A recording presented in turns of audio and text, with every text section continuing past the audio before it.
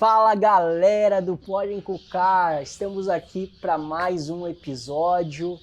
Estamos de dia hoje, Rodrigão, e o nosso episódio é o episódio 37. 37, querido. Mano, galera, Encucar, boa tarde, porque hoje é realmente a tarde, não é a noite. E, cara, 37. 37, estamos aí. Hoje temos um convidado muito especial. Nós estamos tornando aí o Pode Encucar. Estamos trazendo uma veia missionária para o Pode Encucar e hoje nós trouxemos mais um missionário. E não vou mais enrolar, Rodrigão, vou apresentar ele. Deixa eu falar um negócio pra você, cara. Fala você aí. notou que o Encucar tá trazendo uma galerinha, cara, do tipo... Nós já tivemos aqui convidados da Austrália. Da Austrália?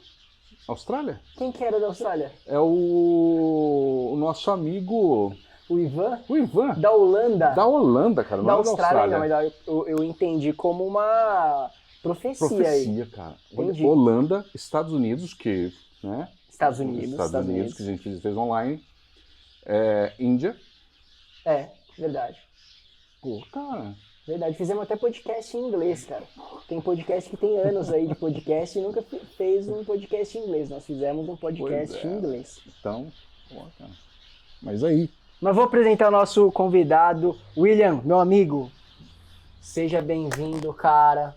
É quase meu xará, né, o William, porque William. É Guilherme, William, Sim. né? Então, A tradução do nome, né?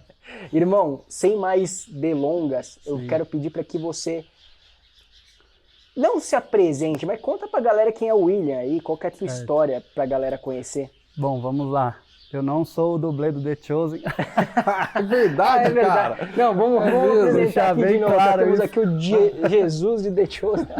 Porque o Jonathan teve no Brasil, né? Esses dias, né? Teve mesmo. E a galera... E aí calhou de nessa semana, esse final de semana passado, fazer uma peça de teatro na minha igreja sobre a história de Lázaro. E eu era Jesus, né? Não tem nem como não ser, né? E aí o pessoal tem brincado bastante com isso. Meu pai, eu tava na Colômbia, meu pai já tinha me mandado. Pô, olha essa foto, você e o cara do The Chosen, muito, muito igual. Não, cara, porque se for ver de longe, o seu cabelo é o mesmo estilo que o dele, a barba também é... Porra. A galera tem feito muito parecido, essa brincadeira, mas ainda não sou o dublê, hein? Eu fiz um post lá esses dias e marquei o pessoal do The Chosen. Me contrata como dublê, pra mano. Crucificação, né? Mas enfim, fora a brincadeira. Maravilha. William Barbosa, 33 anos, missionário em tempo integral, 6º ano que eu tô na caminhada como missionário em tempo integral. Pai da Ana Júlia, minha princesa, 13 anos, a minha linda. E ela vai assistir, né, Em nome de Jesus vai. Assim que sair eu vou mandar para ela. E, bom, estou incumbido aí com essa responsabilidade, com essa vocação de estar indo, né, e levando o evangelho por onde eu passar.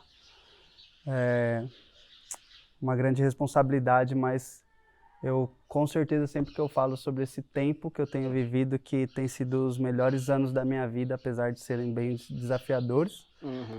Mas é isso. O William, não sei se a galera conhece um pouco o contexto, mas sou um nazireu de nascimento. Minha mãe teve uma complicaçãozinha na gravidez, uma complicação zona na gravidez. Porque minha mãe é pedagoga e ela estava numa recreação na creche onde ela era diretora. E eu, 6 meses de gestação na barriga dela, uma criança veio e chutou a barriga dela. E ela passou um tempo internada, e aí nesse processo de se tornar uma gravidez de risco, o médico foi bem sincero para ela com algumas situações e ela fez uma oração muito parecida com a oração de Ana, mãe de Samuel, né? Samuel também foi um nazireu. E aí eu, com 20 e poucos anos, fui entender um pouco esse contexto, através de uma carta que minha mãe escreveu para mim, num retiro que eu fiz numa igreja, e aí minha mãe me relembrou dessa história. E alguns anos depois eu li o livro DNA do Nazireu, do Luingo, e aí tudo se encaixou, né? Cara. Então sou um nazireu, e aí para quem não conhece o contexto, só o significado de nazireu é separado, escolhido e ungido a serviço de Deus. Então, de fato, eu vivo a serviço do rei, né? Tem um amigo que ele sempre fala para mim, Will, você tem o melhor patrão. É verdade, Você cara. tem o melhor patrão. Fique em paz, né? Então, na jornada missionária aí. Saí agora, no meio do ano passado, primeira viagem missionária fora do país. Antes disso, passei 5 anos aqui dentro, Amazonas, Nordeste, Sul. E estamos indo por aí. Ô William, conta o contexto da missão hoje, né, que você está participando, na missão na Colômbia. O que você está fazendo lá? Como que está sendo a missão na Colômbia? Sim. Cara, tem sido bem desafiador por ser meu primeiro contexto transcultural fora do país e por ter sido algo bem de repente, assim, né? Deus veio e fez literalmente de repente, no momento que eu não estava pensando em sair do país. Mas amém. E lá na Colômbia tem sido um tempo de me aprofundar mais em Deus, de entender algumas questões de preparo também para mim mesmo, né? Às vezes a gente acha que a gente vai para um lugar apenas para dar, mas na verdade Deus está fazendo muitas coisas em nós, a gente está recebendo também bastante coisas. Estou trabalhando lá em específico com a Casa de Oração de Bogotá, como missionário intercessor, ajudo no Ministério de Louvor lá durante os turnos de oração e adoração. Você toca o quê? Eu toco cajón, um pouquinho de cajón. Eu não sou um músico, né? Eu sou um músico que não estudou muito, mas que se precisar a gente quebra um galho aí. Se tiver uma cifra, a gente toca um contrabaixo também. Enfim, então no que eu puder ajudar lá com o contexto de louvor e adoração, dá para ajudar. Nos espontâneos, às vezes saem algumas coisas lá, alguns coros, algumas coisas assim. Eu gosto muito do contexto de casa de oração. Para mim, Tabernáculo de Davi é surreal. Para mim, muitas coisas são geradas nesse lugar. E já fazia um tempo que eu orava, né? Pedindo para Deus que eu tivesse um tempo num contexto assim. Gosto muito do F-Hop aqui no Brasil. Sempre acompanhava muitos turnos deles. Enfim. Então, estou em específico com o pessoal da Casa de Oração lá de Bogotá. E também como um voluntário, um missionário voluntário na agência missionária que se chama Rescue, que é uma agência que iniciou lá na Colômbia há 11 anos atrás, mais ou menos, 100% colombiana, tem contato com a Jocum, tem um pouquinho de contato com o Dunamis também aqui no Brasil, e eles trabalham não só na Colômbia, né? Agora mesmo eles estão numa missão de impacto, se eu não me engano, na região de Medellín. Então eles fazem um trabalho o ano inteiro de evangelização, de mobilização missionária dentro da Colômbia, mas também tem algumas viagens para fora, né? Sim. No Carnaval agora foi a segunda vez que eles vieram para o Brasil, segundo ano seguido, para uma ação de evangelismo de impacto durante o Carnaval no Rio de Janeiro. Então também tô com eles lá, tenho um contato com eles. Aqui em São Paulo, eu e a minha igreja, nós somos o contato deles quando eles precisam vir para o Brasil. Então, estamos nesse contexto. E, bom, na Colômbia foi um pouco diferente, porque eu achei que eu ia para lá só para conhecer, seria algo de um mês e meio. Mas até que Deus bateu o martelo lá e falou, ó, você tinha uma agenda, mas eu tenho outra, né? Então, vamos viver Provérbios 16:1, né? É bom o homem fazer os seus planos, mas a última palavra vem de Deus, né? Então, ele me convidou mesmo para deixar minha agenda de lado, as coisas que eu tinha planejado para o segundo semestre do ano passado aqui no Brasil, e compartilhou o coração dele comigo sobre ficar na Colômbia esse tempo. Então foi bastante trabalho com evangelismo, fiz algumas viagens lá, nesse contexto com a agência missionária, mas também bem específico e fixo na casa de oração. Bacana. E com uma igreja local também, né? Sempre legal. que a gente vai para um lugar, a ideia é sempre, se a gente não vai já com contato com uma igreja, a gente tenta o máximo possível de conhecer alguma igreja, de gerar esse contato, esse relacionamento, para até entender o que Deus está fazendo no contexto do corpo ali naquele lugar, né? Claro. Sim. Então, estive com a igreja Eu Soy. Eu Soy. Que seria o Eu Sou, né? Uhum. Quando Deus fala com Moisés lá. Então, o nome da igreja vem dessa referência. E aí também ajudando lá em evangelismo também com a igreja. No Ministério de Louvor também pude ajudar eles lá, tocando um pouquinho de contrabaixo. tentando. É um músico profissional. Não, meu Deus. Vários instrumentos. Quem dera. Ô William, já que você tocou nesse assunto, né, e Colômbia, né, a gente Sim. sabe que tem, assim como no Brasil, né, e os países da América Latina, enfim, né, qual que é o desafio na Colômbia se tratando então de evangelho, cara? Sim. Cara, Deus tem compartilhado muito comigo lá a questão do preparo, né? Até por isso eu compartilhei com o Gui um pouquinho antes sobre esse contexto. Eu creio que por alguns contextos, né, ao longo dos anos, por mais que eu passei pouco tempo lá, mas eu percebi um pouco isso, né? É aquela questão de a gente ter que trazer de volta a mentalidade dentro da igreja de que a gente precisa se preparar para algo maior e mais responsável do que só ir para a igreja de domingo ou no culto de sábado, né? A Colômbia é o 22º país na posição do ranking do Portas Abertas em perseguição. Caramba. Mas isso num contexto mais para a área rural, para o contexto ali do Amazonas, que é onde tem as guerrilhas, onde tem um contexto de uma intolerância religiosa, às vezes também pela questão dos indígenas, né?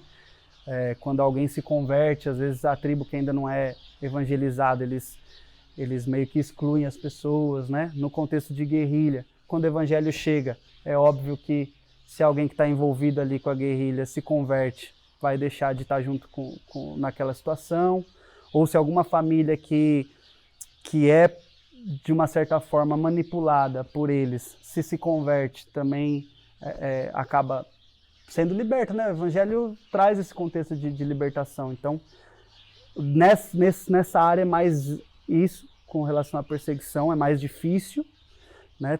Tem histórico, e conversei com alguns amigos lá de igrejas que trabalham nessa região e que sofrem um pouco de represália, de perseguição mesmo. Agora, no contexto cidade, né, porque eu estava em Bogotá, é bem parecido com o que a gente vive aqui no Brasil, nos grandes centros, né? Uhum. Essa questão ideológica, essa questão de gnosticismo, de ateísmo, né? Tem bastante esse contexto entre os jovens. A Colômbia é um país muito católico, muito católico. O protestantismo tem poucos anos lá. É mesmo. Deve ter cerca de uns 70 anos. Sim. Conversei com amigos lá, eles falaram assim: William, a gente não tem o mesmo contexto de vocês lá no Brasil, que vocês falam do bisavós de vocês, dos tataravós de vocês, que já eram cristãos. É no máximo 2 gerações. No máximo 2 gerações. Sim. E aí até eu tive contato lá com a líder da casa de oração, e ela me contou um pouco o processo de conversão dela, quando ela tinha 14 anos. Hoje ela tem 46. E a família dela era muito católica. Hoje a maioria já se converteu ao protestantismo. Mas é um catolicismo nominal. Também. Mas eu acho que lá eles foram bem mais catequizados do que a gente aqui, né?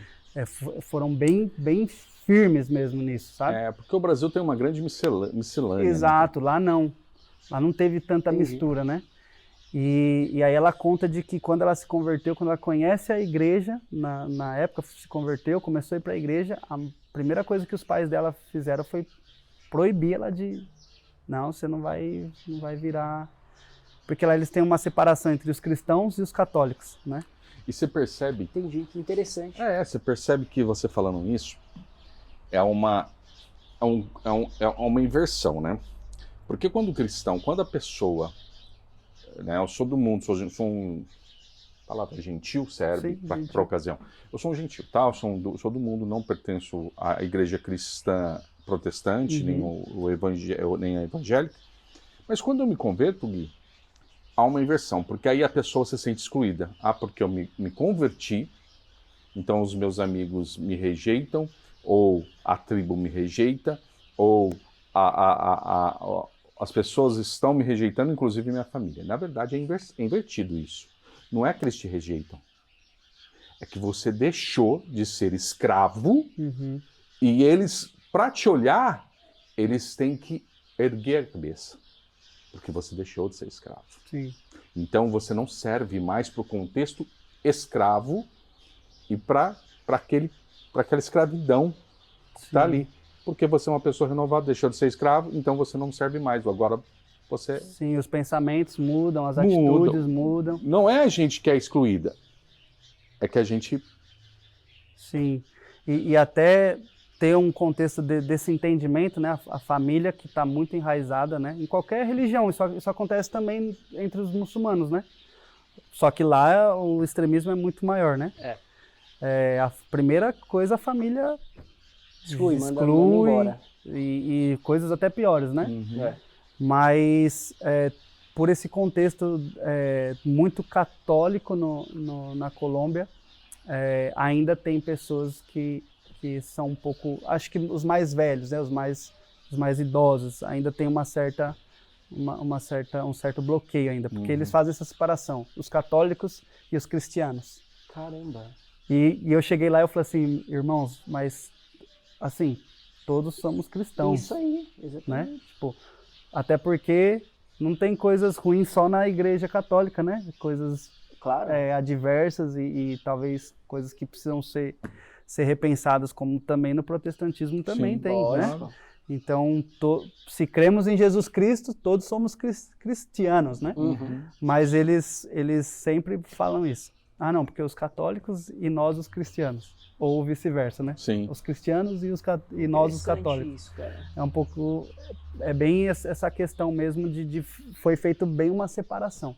Então não tem um histórico longo lá de protestantismo, de igreja evangélica.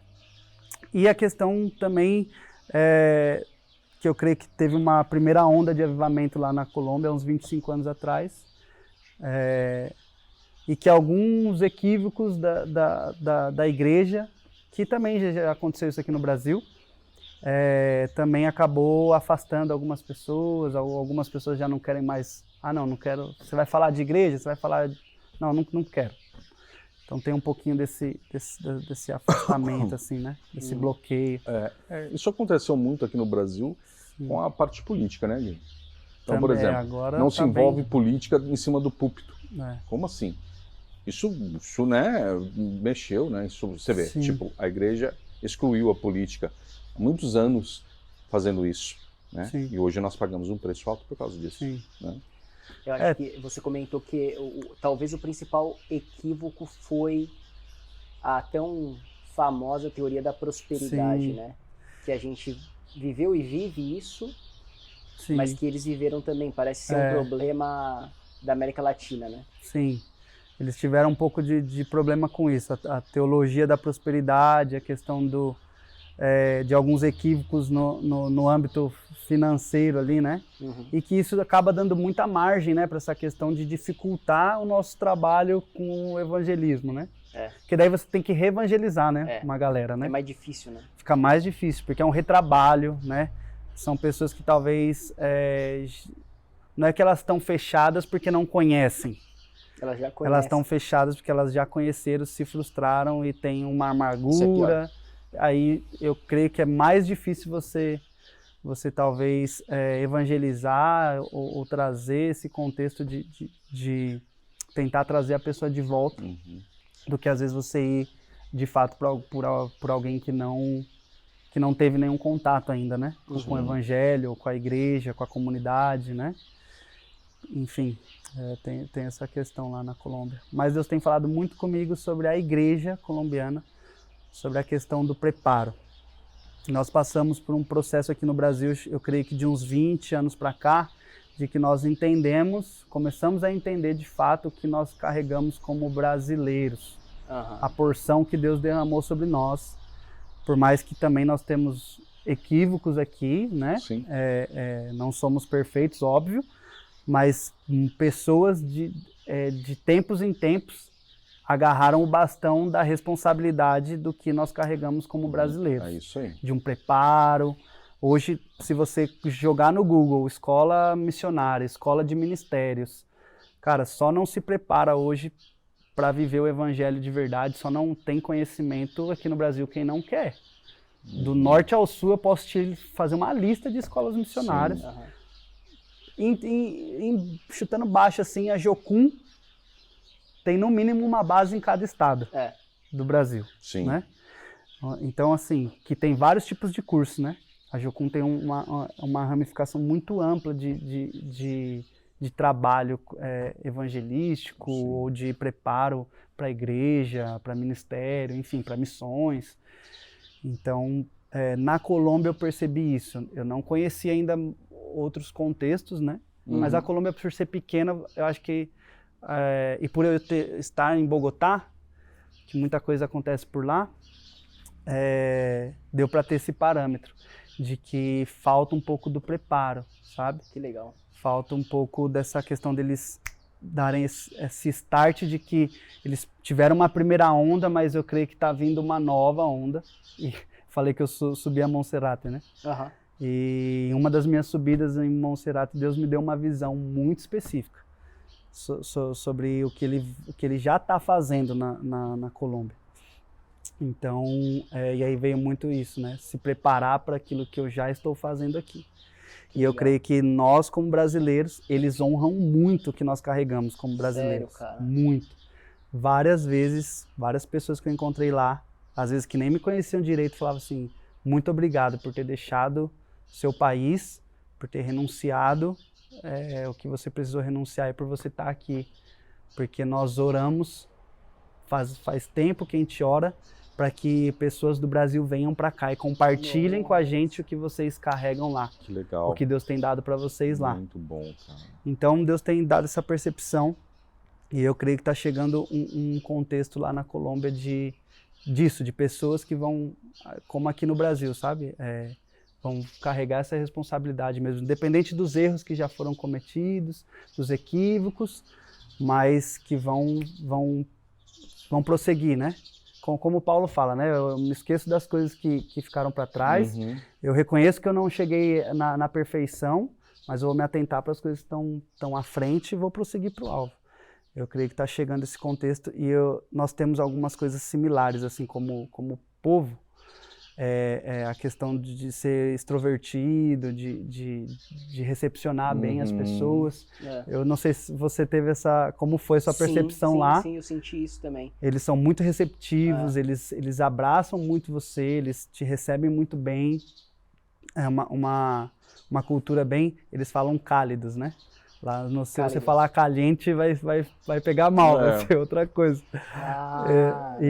E aí eles são como a gente, assim, uma cultura que abraça mesmo, sabe? Que recebe, uma cultura mais alegre também. Eu acho que às vezes eles são até mais alegres do que a gente, assim, mas... Não sei se é porque às vezes eu sou um pouco sério, mas eles brincam bastante. Sempre tem um ou outro, né, que tá fazendo uma piada, que tá tirando um sarro, tá brincando e tal. E eu acho que isso traz uma conexão. Lá Deus me falou muito forte sobre um triângulo que ele tem traçado na América Latina. E veio essa percepção porque eu participei de um treinamento lá da galera do Toma Tu Lugar, do Marcos Brunet. O Marcos Brunet está na Argentina. E o Marcos Brunet, ele tem uma influência muito grande lá na Colômbia já há anos. Então, assim, aqui no Brasil, eu, pelo menos, não conhecia tanto o Marcos Brunet quanto quando eu fui para lá, para Colômbia, e lá eles conhecem muito, tipo, consomem muita coisa do que o Marcos Brunet tem derramado nas nações e na Argentina. E Deus falou muito claro para mim que é literalmente esse triângulo. É o que ele tem derramado no Brasil, o que ele tem derramado na Argentina e o que ele tem gerado lá na Colômbia. Esses 3 pontos fazem parte de um grande movimento dessa última colheita, sabe? Um grande despertar dessa última colheita. Muito legal, né? Não só de um avivamento, quando a gente fala talvez só de conferência, mas algo mais além. Reforma mesmo. Sim, até para essa questão dos últimos dias mesmo, sabe? E aí, sempre que eu chego num lugar ou que eu converso com alguém, eu sempre tento buscar o significado, né? De nome das pessoas e tal, e dos lugares. E o significado da Colômbia é palomas, né? Que seria pombas, né? E aí, conversando com um missionário americano, que esteve um tempo na Colômbia, ele compartilhou comigo qual foi a percepção que ele teve sobre a Colômbia, partindo desse mesmo ponto que é o significado do nome. E aí veio muito o contexto do sacrifício que tinha no Antigo Testamento, que todos podiam fazer, não só os que tinham dinheiro, que era sacrificar uma pomba, né, uma ave. E ele falou assim, William, você como brasileiro, você carrega algo muito específico que vocês já sabem que é o fogo do Espírito Santo. O Brasil carrega a tocha do avivamento. Só que a Colômbia, ela é o próprio sacrifício. A Colômbia é a própria paloma, a própria pomba, que é um sacrifício para um contexto geral. Todos, né? Quem tem dinheiro, quem não tem dinheiro. E ele falou assim, vocês conectados nisso, vocês são resposta para as nações. Nossa. Muito Os legal brasileiros essa visão, e os né? colombianos conectados, vocês são resposta para as nações. Sim. E aí, um pouco antes de conversar com ele, eu fui visitar um museu, isso foi muito engraçado. Deus, às vezes, ele é bem lúdico, assim, comigo, assim, bem... E eu estava no Museu da Moeda, lá na Colômbia. E aí parei numa tela e estava vendo uma história de que a Colômbia foi o maior exportador de ouro do mundo num determinado momento lá. Não lembro agora exatamente, mas sei lá, 1700, por esses anos aí. Eu não lembro exatamente. E tinha um barco, né, no videozinho mostrava um barco levando ouro para vários lugares do mapa, assim. E aí aquilo me pegou, e aí eu lembro que eu cheguei em casa e eu falei assim, Deus, o que é isso, né? E aí Deus foi muito claro em falar para mim, uma época a Colômbia exportava algo muito precioso para as nações, mas eles não entenderam ainda que o que eu tenho para eles é algo muito mais precioso do que o ouro que eles já tiveram, sobretudo essa fama de eles terem sido o maior exportador de ouro do mundo em um determinado momento da história. Mas eu tenho algo para eles que eles vão exportar para as nações, que é muito mais valioso do que isso e tem a ver com o cumprimento da grande comissão. E aí, quando eu converso com o Alston, que é o missionário americano, que eu tive contato com ele através do pessoal da Casa de Oração, e aí ele fala sobre isso, e aí junta com a palavra que nós temos aqui no Brasil, de que nós somos celeiro de missionários, né? Então, é algo muito específico, né? Essas palavras, essas promessas e profecias que tem sobre o destino profético de cada nação mesmo, né? Cara, que forte. A Argentina eu ainda não tenho um contexto tão específico, mas o que Deus falou muito forte para mim foi isso, né? Os três países sendo chave para pontos chaves para o cumprimento da grande comissão e alcançar. E acho que faz todo sentido, cara, porque talvez sejam os países aí que, pelo menos que eu vejo, que tem um despertar maior, né? Sim. Se você comparar com outros países da América Latina, eu acho que pelo menos são os países que mais têm visibilidade, que a gente mais tem visibilidade em relação a isso, né? Sim, sei. Sim, eu creio que sim. Creio que de expressão mesmo, que a gente consegue ver assim, bem específico, bem claro. Porque a gente fala tanto de missionários, pastores, profetas, evangelistas, mas a gente deixa essa responsabilidade do avivalista meio que apagada, né? Meio que ofuscada, né? Porque nós temos que ser avivalistas, a igreja tem que ser avivalista, mas quem puxa isso, né? Quem carrega isso, né? Então, me remete muito àquela passagem das virgens, né? Das preparadas com as lâmpadas acesas, né?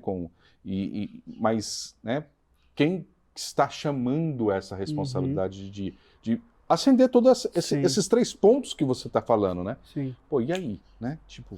Sim, como vai ser, né? Quem vai por mim, né? Isso, e tipo assim, né? A gente fala tanto da volta de Cristo, fala tanto em um assunto que é Apocalipse. O povo tem tanto apreço por esse... E no apreço bom e no apreço ruim. Tipo, eu tenho medo, né? ou admiro. Mas, realmente, quem que vive tudo isso e quem que... Se falando da volta de Cristo, será que a gente está... tentando resumir essa volta, tentando apressar essa volta? Quem está sendo realmente um cooperador para que Cristo venha, né? Sim.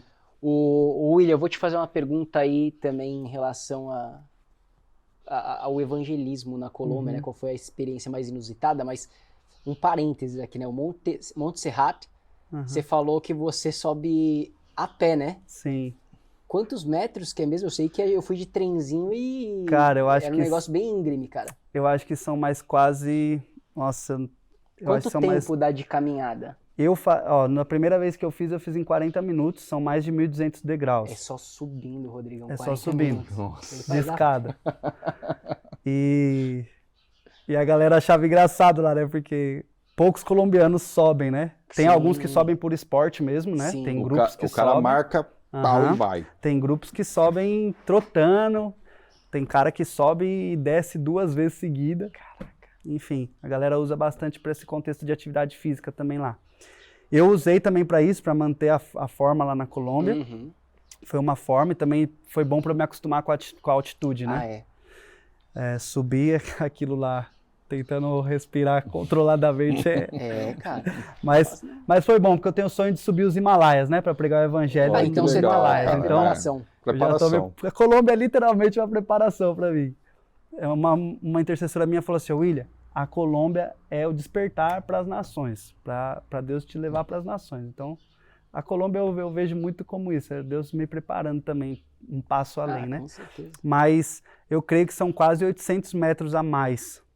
Caramba. Eu acho que chega a dar 3.000 metros e pouquinhos. Eu creio, eu não sei o total, eu não lembro o total exatamente.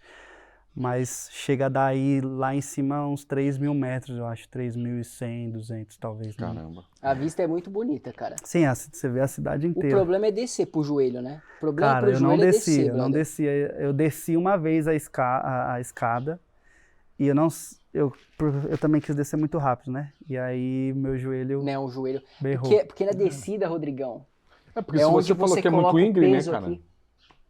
Tem pessoas que descem de costa. Tem pessoas que descem de lado. Pra não zoar o joelho. Tem pessoas que descem de costa. É na descida que você zoa o joelho. Caramba, não. O pessoal que tem problema de joelho aí, não é?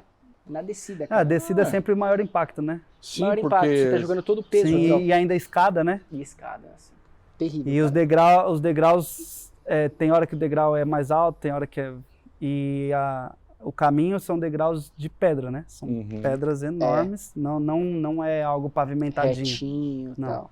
Tem uma parte da escada que, sei lá, se for acho que 50 degraus no máximo, que foi uma parte que eles construíram mais assim, não sei por qual motivo, mas aí é mais pavimentadinho. Do resto é tudo... Entendi. Mas Monserrate, eu amo esse lugar. É muito legal, cara, muito legal, vale muito a pena. Foi o lugar que eu orei bastante ali, né? pela Colômbia, pelas dificuldades que eu passei lá na Colômbia, mesmo, até porque Deus me chamou um tempo, quando eu entendi comecei a entender que ia ficar mais tempo na Colômbia do que eu imaginava, Deus me chamou também para um contexto de começar a confrontar algumas coisas, né? E aí eu falei assim, tá, Deus, mas eu acabei de chegar no país e como assim, né? E aí eu falei assim, bom, eu preciso orar mais então e entrar num contexto de jejum e tal. E Monserrate veio logo na sequência, né? Eu fiz um tempo de jejum e oração. E aí Monserrate veio logo na sequência, também me ajudou muito, assim. Eu subia e aí lá... Que legal, né, cara? Eu na verdade, já subia. Eu já subia num contexto de oração, né? Às vezes oração com entendimento, às vezes oração em línguas, né? Aproveitava o momento ali. E aí Deus já ia gerando as coisas. A hora que chegava lá no topo já estava daquele jeito. Já estava aquecido já. Tanto fisicamente quanto espiritualmente. Que legal, então Bom, eu tenho... Tanto é que na minha pochete ali tem um bilhetinho do funicular, né? Tem o teleférico e tem o funicular. Sim. E eu tenho vários, né? Porque eu descia sempre de funicular, porque não dava para descer de escadaria. Então é um lugar que de verdade tem o meu coração em Bogotá. Monserrate. Que bacana. legal. Eu lembro quando eu fui lá para subir, eu fui do funicular. É funicular que chama, né? Funicular. Aí na entrada, né, tinha uns carinhas vendendo formigas. É formiga. Sim. Eu vou experimentar. Pra comer. Ruim demais, cara. Pensei que era gostoso. É muito ruim. Eu comi uma, duas. Você pensou primeiro que era salgado ou doce? Salgado. Você pensou que era Pensei salgado. Que era salgado. Mas aí descobri esses dias aí que a formiga ela é mais suja que uma barata, por exemplo. É, porque assim... Passa em lugares piores que a barata, né? Na verdade, come a própria barata. Então, Sim. imagina. Mas enfim, cara. Ô, William, evangelismo na Colômbia, cara, teve alguma situação inusitada que pelo que você me contou, se aquele cara ali de mobilização vai pra rua, Sim. começa a pregar o evangelho. Eu creio que eu não sou o cara mais especialista em evangelismo. Eu vou bem no improviso, né? E eu entendo muito aquela questão, cara, eu tô aqui é para isso, então bora, pau para toda obra, né? Uhum. Então o evangelismo na Colômbia, eu tive contexto de evangelismo em rua, adoração pública, né, que seria o contexto de tipo um culto numa praça, alguma coisa assim, e trabalho também com crianças. Mas teve um evangelismo que a gente estava, o foco no momento era com as crianças, mas aí a gente vai convidando nas casas, e aí não tem como, né? Os pais vêm, traz as crianças e tal. E aí teve um momento ali que um rapaz pediu pra gente orar, e a gente orar por ele. E nós estávamos com uma equipe fazendo um período de prática, uma equipe do Texas. Uhum. E aí ele veio, chamou um amigo meu e falou assim, pô, eu queria uma oração, algo específico, tenho um sonho de ir para os Estados Unidos e tal. E aí esse meu amigo me chamou para fazer oração. E aí eu falei assim, cara, essa oração não é para mim. Veio muito forte no meu coração. Tipo, é algo muito específico e a gente está com uma equipe aí de americanos.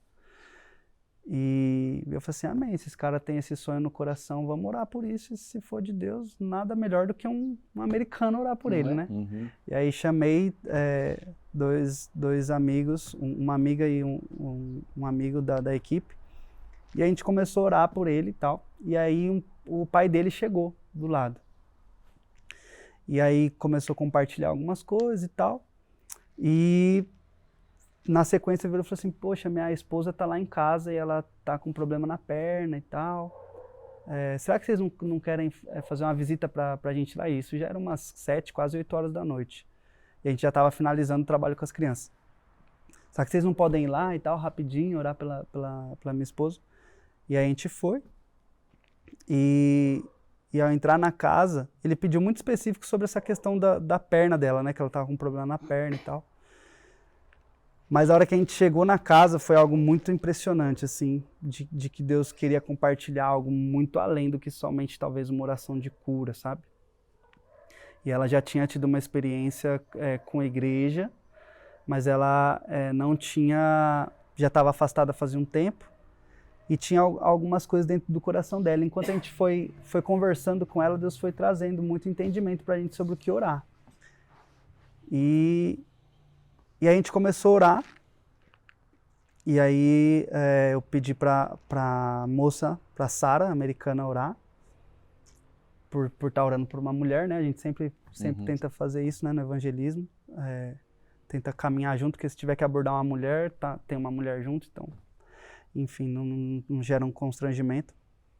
Mas enquanto a Sara começou a orar, Deus falou muito forte no meu coração, eu não quero só curar ela, eu quero trazer para ela de volta o contexto do quanto eu a amo e o quanto eu vim aqui encontrar com ela de novo. E o quanto eu quero trazer para ela o contexto de fato de que eu quero salvar a vida dela. E aí no meio da oração veio muito forte isso, cara. E aí a hora que a Sara parou de orar, aí eu pedi para alguém traduzir para Sara. Não, a Sara ela fala espanhol, então a gente conseguiu se comunicar.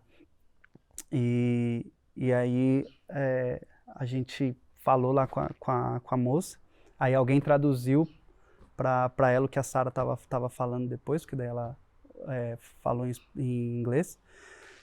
E foi muito bizarro assim, a forma que o Espírito Santo se moveu ali, a mulher se constrangeu em amor, né? A gente viu o coração dela contrito, e ela agradecendo a gente por ter ido lá, atendido o pedido do marido dela, que era talvez apenas para uma oração sobre a enfermidade dela, Sim. né? E Deus fez muito além, tipo, muito além. A gente ficou literalmente impactado, tanto é que na reunião que nós tivemos de volta dessa missão, a Sara, quando teve uma oportunidade de testemunho, a Sara foi a primeira a ir testemunhar isso, porque impactou muito ela, porque a gente estava muito específico, a gente vai orar por cura, a gente vai orar por uma questão de uma enfermidade, mas Deus fez algo ali muito maior e que impactou a casa como um todo, né? A oração começou pelo filho lá, Pois é. num campinho de futebol, com trabalho com as crianças. E aí, através dessa oração, chamou a atenção do pai dele, que do pai dele a gente foi parar dentro da casa deles. Um lugar bem simples, assim, e tal, mas que Deus veio e fez algo muito sobrenatural, assim. Que legal. De compartilhar, Cara, que de fato, forte. o coração dele com a gente sobre o que ele queria transmitir para aquela família, para aquela casa, para aquela senhora. Que legal, cara. Foi Muito muito, bom. essa experiência foi Não muito dá pra forte. esquecer, né? Não dá. Ainda mais porque eu não tinha muito contato com a equipe do Texas. Depois disso, o nosso contato ficou muito mais próximo, né? E aí gerou um relacionamento até depois pros seguinte 1 mês e meio que eles passaram lá na Colômbia. E até hoje, né? Até hoje eu mantenho contato com o pessoal lá. Qual que é o nome dessa equipe? Cara, eu não me recordo o nome da igreja, porque é uma escola... É uma igreja. É uma igreja que eles dão um treinamento de discipulado de 3 meses, como se fosse um ETED na Jocum. Eles dão um treinamento pela igreja e aí depois tem 2 meses de período prático. Entendi. E aí tinha uma galera do Texas, tinha um de Oklahoma, outro de Boston, acho, alguma coisa assim. Tipo, tinha Que pessoas legal. de vários lugares, assim. Sim. Ô William, pô, você já tá contando das experiências da hora. Pô, qual que foi a experiência mais marcante que você teve com Deus? Que você não esquece, velho. Sim. Ou as experiências, né? Cara, eu tenho 2, né? Eu tenho um momento que foi quando eu de fato falo que foi quando eu me converti, né? Eu sou cristão nominal desde berço, digamos assim. Nazireu desde Nazireu de nascimento, mas entendi o nazireado no final de 2019. Mas minha conversão mesmo, eu falo que antes eu era um cristão convencido. E aí, de 2014, quando Deus deu uma chacoalhada na minha vida, Deus começou a me levar para um contexto de fato ter uma vida de intimidade com Ele. Então, esse processo de 2014 até 2016, início de 2017, eu tive alguns momentos assim muito marcantes de relacionamento, de intimidade com Deus. E aí eu lembro que o tempo que eu tinha com Deus era quando eu chegava da faculdade, da universidade e, bom, já tinha ido trabalhar, né, acordava cedo para ir trabalhar, tentava ter um tempo com Deus às vezes no almoço, mas era algo muito rápido. E na época eu trabalhava com topografia e ia para a faculdade à tarde para a noite. E aí logo Deus me transicionou, foi um tempo que eu saí da topografia e fui trabalhar no setor de engenharia da Avon. Mas era uma vida corrida, mas eu chegava da universidade, eu comia, ia tomar banho e durante o banho era um momento de intimidade com Deus. E ali, cara, teve vezes de eu passar horas. Enche a água, né? E a água. A água escorria. E aí já não sabia mais o que era choro, o que era lágrima, o que era chuveiro, o que era água do chuveiro. Mas foram momentos que Deus me marcou muito, assim, sabe? Tipo, de literalmente Deus me chamar para um contexto, sabe? Até contando para vocês agora, me vem muito a questão de Jó, né? Tipo, antes eu te conhecia de ouvir falar, né? O Deus dos meus pais, dos meus avós, dos meus bisavós, né? Eu sou a 5ª geração de pessoas na minha família com trabalho ministerial, né? Mas eu comecei a conhecer Deus de perto mesmo, de ser íntimo, né? De começar a ter um relacionamento íntimo com Ele. E foram esses momentos, tipo, é meio louco, né? Porque a água ia embora, pagava uma conta de vale a pena, água. Né, mas, cara, foram momentos que me marcaram. Foi onde Deus começou a me mostrar que Ele estava me chamando para algumas orações perigosas, né? enfim, de lançar minhas ansiedades, minhas preocupações nele. Então, esse foi uma época muito, assim, eu creio que foi as primeiras sementes que eu comecei a plantar mesmo, de relacionamento e intimidade com Deus. E aí depois, quando eu entro para o contexto missionário em tempo integral, meu primeiro mês, que eu fui staff, ou obreiro do Celeiro Missões, em Balneário Camboriú, tinha sido aluno em julho de 2018. Em janeiro janeiro de 2019 eu entro para o contexto integral na missão, e aí fui trabalhar com eles, e nós fomos para uma viagem missionária para o Amazonas. E eu saí da escola com uma palavra de que lá no Amazonas eu conheceria o coração de Deus. Ele iria me revelar de fato o coração dele lá no Amazonas. E eu falei assim, amém, né? Então eu já cheguei no Amazonas perseguindo isso, né? Então, chegamos na comunidade ribeirinha, indo para a comunidade ribeirinha, eu já estava, Deus, e aí, tipo, o que é que o Senhor vai me mostrar aqui que revela o teu coração e tal, não sei o quê. E foi meio que a viagem, os 10 dias da viagem, assim, nesse contexto. E aí, na volta, a gente estava na cidade de Lábrea. De Lábrea, a gente volta para Porto Velho, né? Que é o aeroporto mais próximo. E aí, a gente ficou na Jocum de Lábrea, antes de ir para as comunidades ribeirinhas e para uma tribo indígena, o Jarauara, que a Jocum trabalha já há uns 25, 30 anos com essa tribo. E voltamos para Porto Velho. E nada. Em Lábrea, Deus já estava falando algumas coisas e tal, mas eu não tinha uma percepção ainda tão específica. Eu só estava naquela assim, se Deus mandar eu ficar, eu fico. Mas meio Tomé, né?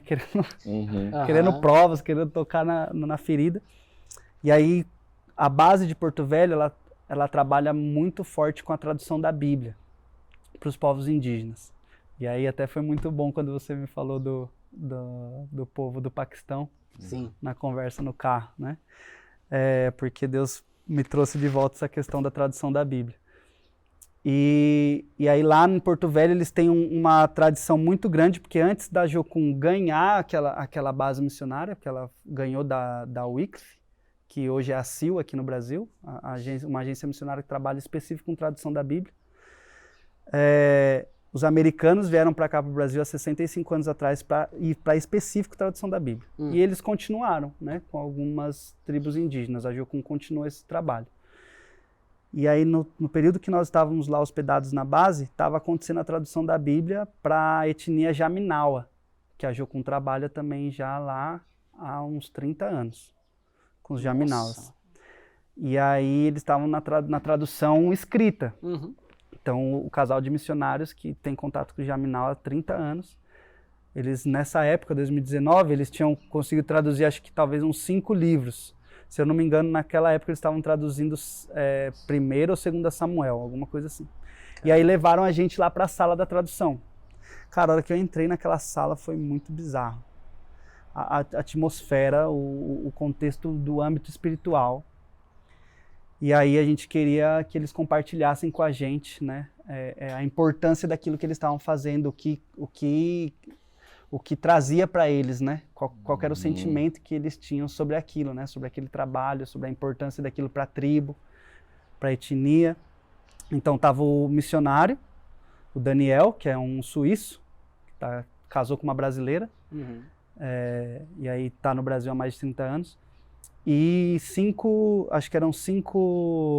indígenas da tribo. E aí eles compartilharam, a princípio a gente queria gravar um vídeo, né? Só que eles não queriam, porque tem algumas situações aqui no Brasil que, se vocês acham que não tem perseguição aqui, tem bastante. Principalmente no Amazonas, pela questão de que a FUNAI e algumas questões de antropologia aí, dizem que nós, como missionários, não devemos retirar a cultura, atropelar a cultura, né? Com a religião, com o cristianismo, enfim. E aí algumas tribos até com uma influência aí da FUNAI foi fechada. Os missionários foram expulsos, nem podem voltar, nem podem entrar nas tribos, num contexto de expulsar mesmo, de eles chegarem lá e quebrar a casa dos missionários, tacar fogo na casa dos missionários, enfim. E E aí os indígenas, os Yaminawas, não queriam gravar o vídeo por conta disso. Mas aí eles conversaram entre eles lá, foi um contexto até meio tenso. Eu mesmo fiquei meio assim, meu Deus, mano, tipo, que parecia que eles estavam discutindo, né? Falando bem, bem forte e tal. E aí eles falaram, não, a gente vai gravar o vídeo, mas a gente vai gravar falando pra vocês, mas com a condição de que não é pra postar esse vídeo em lugar nenhum, e que é algo pra vocês, pra levar pra escola de vocês lá no sul e compartilhar só com os alunos. Aí, ok, tudo bem. Mas enquanto isso, Deus vinha falando muito forte no meu coração. E Deus falava muito forte assim, lembra que eu te disse sobre o meu coração, que eu iria compartilhar com você o meu coração? Aqui está o meu coração. E eu estou me movendo aqui no Amazonas dessa forma. Meu coração está se movendo dessa forma. E impulsionar os próprios indígenas a carregar essa responsabilidade. Os Yaminawas, eles andam 14 quilômetros da tribo até chegar num ponto onde eles possam pegar uma condução, porque eles são do Acre, né? Para pegar uma condução, para do Acre começar a viagem para Porto Velho, para a base de Porto Velho. E aí Deus falou assim, eu estou me movendo dessa forma. E eles não têm medido esforços para responder ao meu coração aqui. Esse é o meu coração. Esse é o meu coração se movendo aqui dessa forma. Então você está de fato conhecendo o meu coração aqui, como eu tenho feito as coisas aqui. E aí foi quando Deus me pegou, né? Pro contexto transcultural, foi quando eu tive a experiência de passar 8 meses lá, fiz minha ETED lá em Porto Velho. E, cara, eu lembro que eles começaram a gravar o vídeo, velho, eu não me aguentava, velho. Aí, no final deles contarem, né, pra gente, eles falaram, ó, isso pra gente é muito importante, porque esse é o legado que a gente tá podendo deixar pros nossos filhos, pros nossos netos. E isso é o que nós carregamos de mais precioso que nós podemos deixar para a nossa etnia. É a tradução da Bíblia. E aí aquilo me impactou de uma forma muito, muito forte. E aí no final, né, eu até chamei a líder da equipe e falei para ela, falei assim, poxa, Cissa, a gente podia fazer uma oração aqui, né, orar por eles e tal. Aí a gente fez uma roda grande, né, a sala bem grande. E aí a Cissa virou pra mim e falou assim, bom, então já que você deu a ideia, quem vai orar é você. Aí eu fui orar, cara. Acho que eu falei, não sei. Meus amigos devem lembrar melhor do que eu. Acho que eu consegui falar umas 3 ou 4 palavras, aí depois eu só chorava, mano. Eu só chorava porque foi muito forte a experiência, muito forte, assim. E foi quando Deus me pegou mesmo, assim, tipo... É isso mesmo que você quer? Né? Eu tô te chamando pro campo missionário, para tempo integral, é isso mesmo? É por isso aqui, ó. E aí na oração ali eu não me aguentei e chorei bastante. Aí no mesmo dia Deus me deu a confirmação de que era para eu ficar na base, que era para eu fazer minha ETED lá, que lá iria me marcar com coisas mais profundas, ia tratar coisas mais profundas que precisavam ser tratadas, ia me preparar melhor também, porque a ETED é uma preparação, né? A ETED é a Escola de Treinamento e Discipulado, e o lema da Jocum é conhecer a Deus primeiro e depois fazê-lo conhecido. Então é literalmente sobre você se encher de algo, né? Você de fato carregar uma mensagem, né, ter algo para compartilhar com outras pessoas. Não tem como eu dar algo para alguém que eu não conheço, não tem como... Tipo, você não pode mover uma pessoa para um lugar se você nunca esteve lá. Exato.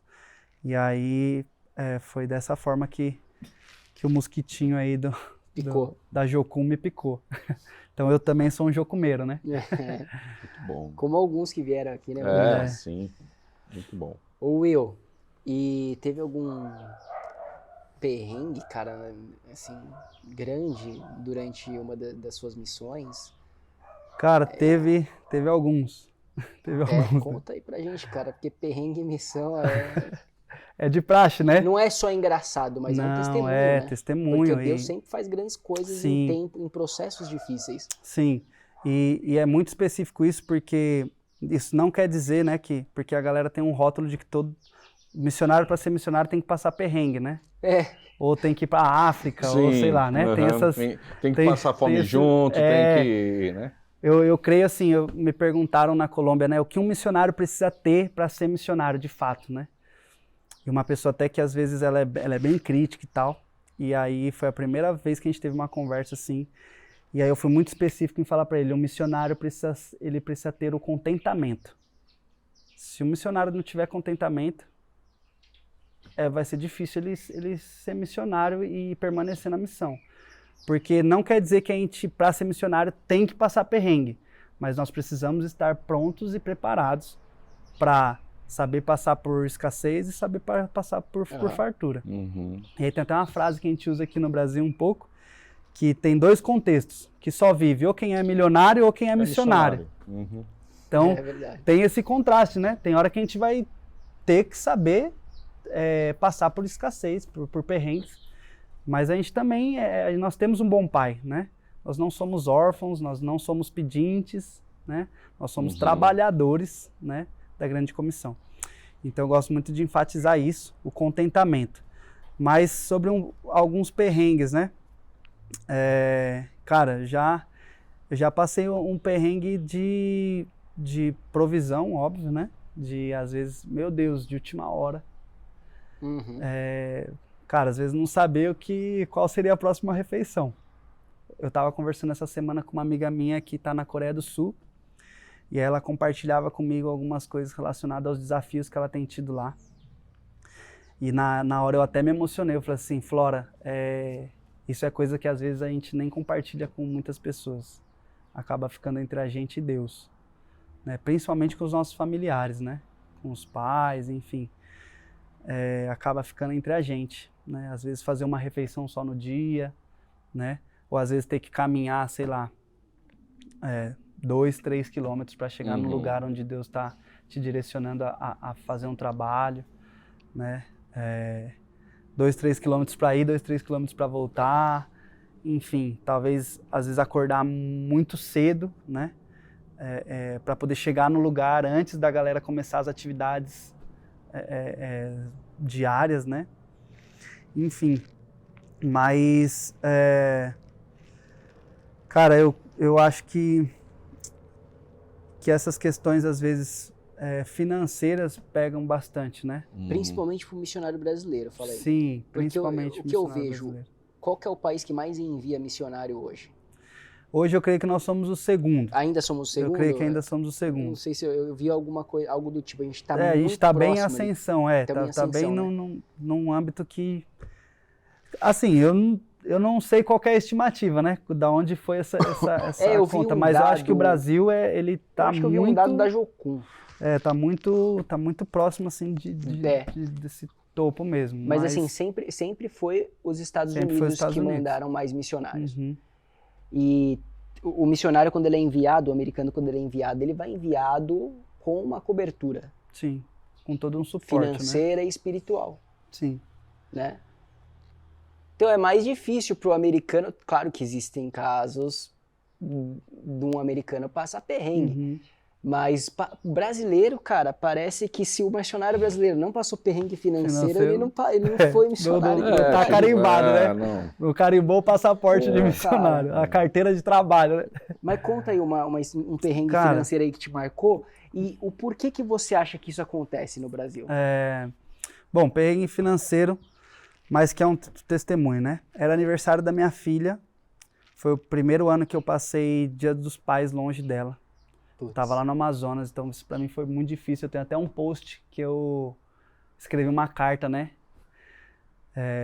Falei com ela, né? Lógico, a gente se falou, mas eu fiz como se fosse uma carta aberta, assim, sabe? Foi bem difícil. E aí, agosto, né? Mês dos pais, e setembro é aniversário da minha filha. Uhum.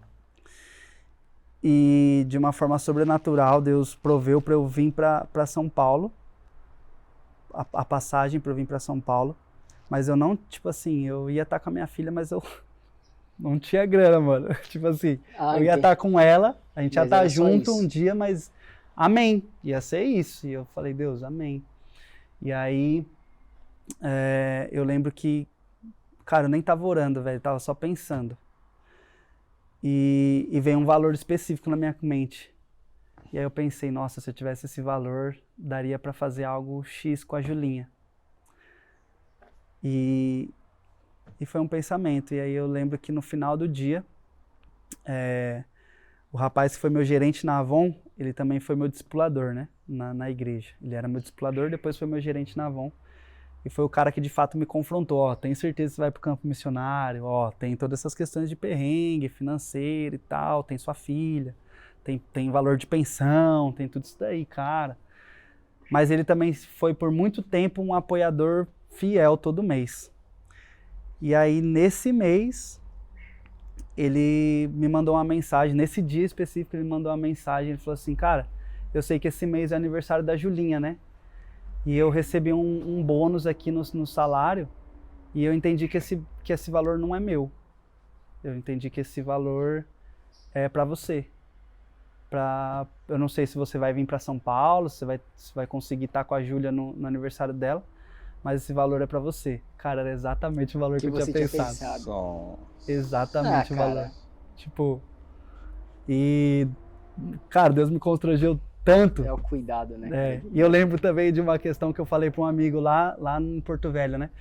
Eu falei para ele assim, cara, eu tô indo para São Paulo, né? Vou ver minha filha e tal. E, pô, e aí isso é um mimo, né? O que eu vou falar aqui agora. Eu sou corintiano, e eu falei assim, poxa, eu não conheço o estádio do Corinthians ainda, né? Poxa, saída para São Paulo, eu gostaria de conhecer o estádio do Corinthians, cara. Não tenho grana, não sei se vai acontecer. E aí, quando eu cheguei em São Paulo, na época meu irmão estava indo muito em jogos, mas eu nem comentei nada com ele. E aí teve um dia que ele falou assim, pô, vamos junto pro jogo. Aí eu falei assim, não, você tá de brincadeira. Aí eu falei assim, não, tô falando sério, pô, eu vou pro jogo esse final de semana e tal, vamos junto comigo. Aí eu falei assim, cara, eu comentei com um amigo meu lá em Porto Velho que eu queria muito conhecer a arena e tal, mas não tinha como, enfim, né? E aí acabou que ele nem foi, ele precisou trabalhar, acabou sendo escalado para trabalhar, e ele falou assim, não, vem aqui em casa que eu vou, acho que já tinha pegado o ingresso, alguma coisa assim. Ele assim, vem pra cá que eu te dou o ingresso e você vai, mano. Vai lá, vai curtir, vai conhecer a arena, eu já fui um monte de vezes. Depois a gente combina de ir junto. Então Deus ele supre das pequenas coisas, dos mínimos detalhes, a coisas maiores, né? Já teve vários outros testemunhos, cara. Teve agora, recentemente, eu tinha uma multa.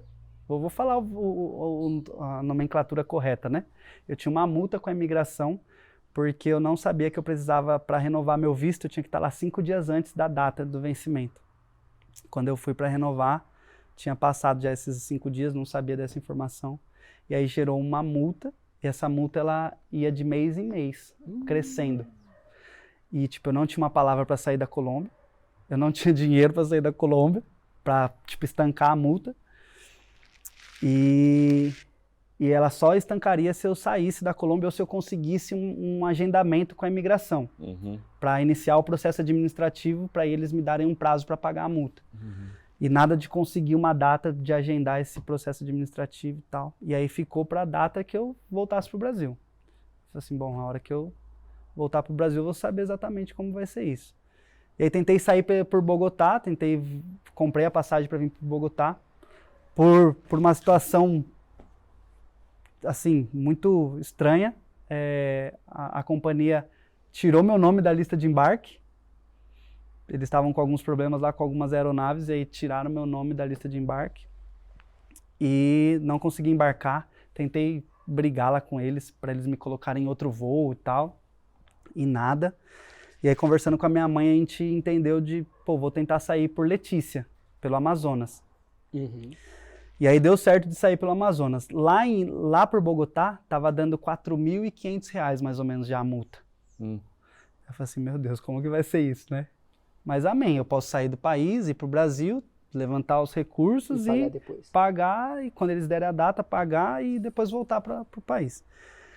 Saindo por Letícia, a hora que eu chego na imigração, a moça que me atendeu colocou meus dados lá e ela falou assim, William, o valor que tá dando aqui de multa é ela falou em pesos colombianos, né, mas já convertendo, tá dando R$1.700.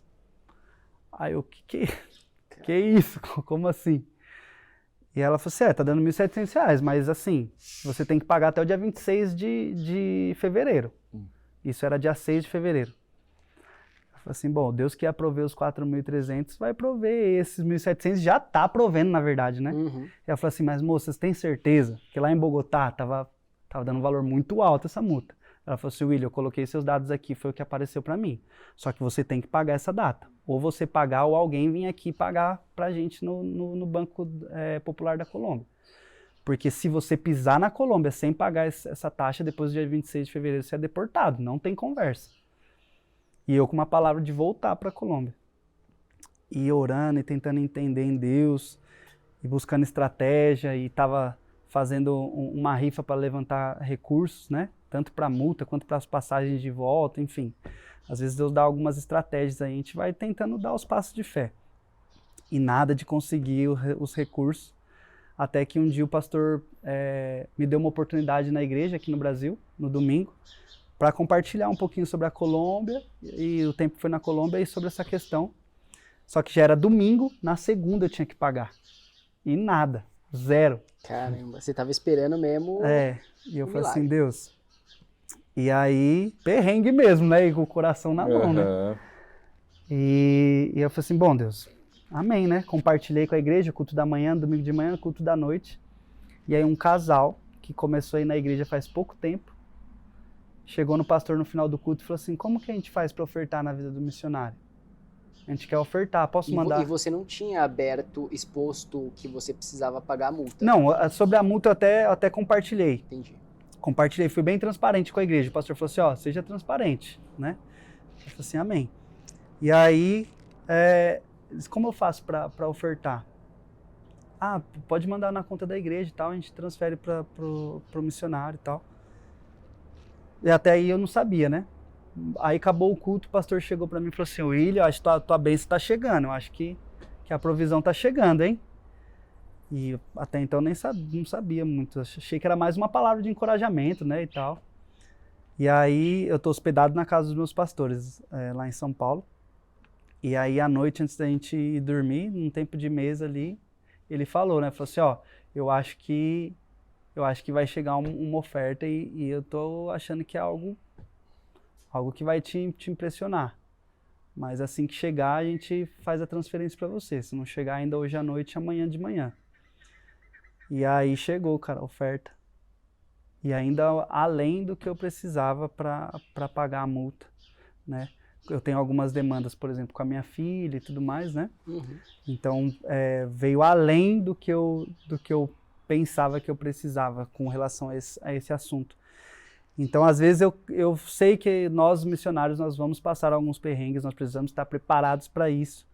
Mas também eu acho que é sobre um peso de glória que isso carrega, até sobre testemunho, sobre encorajar outras pessoas, né? Não é só sobre um rótulo de que o missionário tem que passar perrengue. Uhum. Eu acho que é muito claro Deus mostrando que Ele cuida dos seus. Sim. Sabe? Talvez até nos últimos segundos ali do segundo tempo, nos acréscimos, mas até para deixar claro, assim, sabe? Eu chamei, se eu chamei, eu pago a conta, o Deus da visão é o Deus da provisão, né? E a obediência também, sabe? Sim. Então, eu creio que finanças, às vezes, dificultam um pouco, né? Esses perrengues, né? Do contexto brasileiro. Dificulta um pouco o contexto do missionário, mas também credencia a gente em muitas coisas, assim, tipo, fortalece a gente, impulsiona a gente e se torna um testemunho para outras pessoas.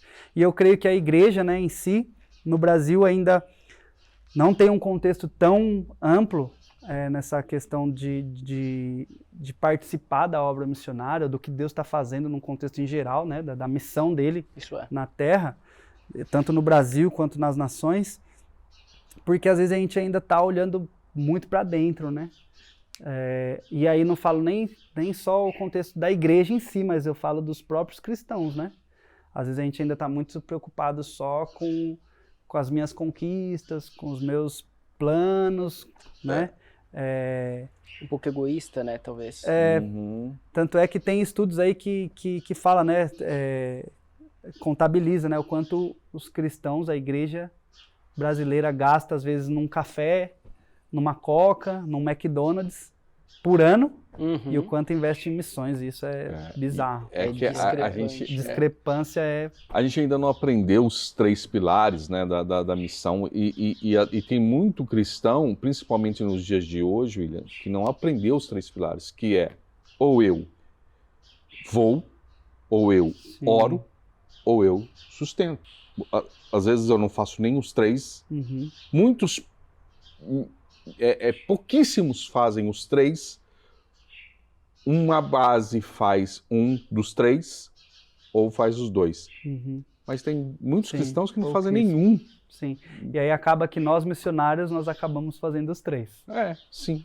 Porque e aí nós... você linka com empreendedorismo na missão. Sim.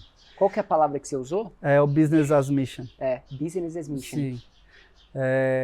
A gente tem ouvido falar bastante sobre isso nos últimos anos. Eu acho muito interessante. Até para que... Eu sei que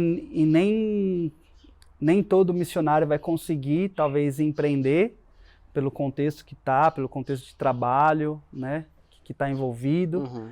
Mas se a igreja entender isso, abre portas, alcança pessoas.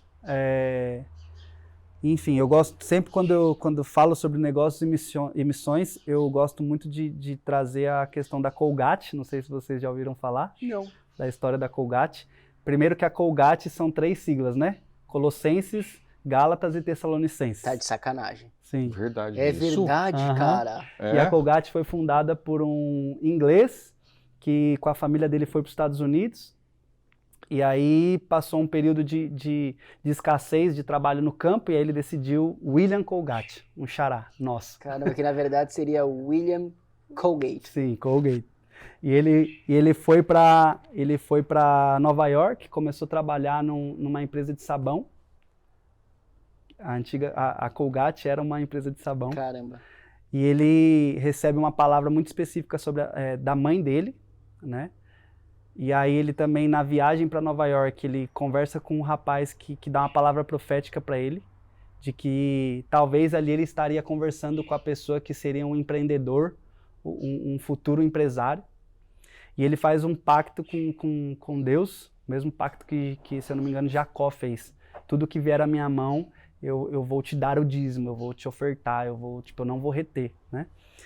E aí o William Colgate começa a trabalhar William Colgate por causa da Colgate, né? Mas, sim.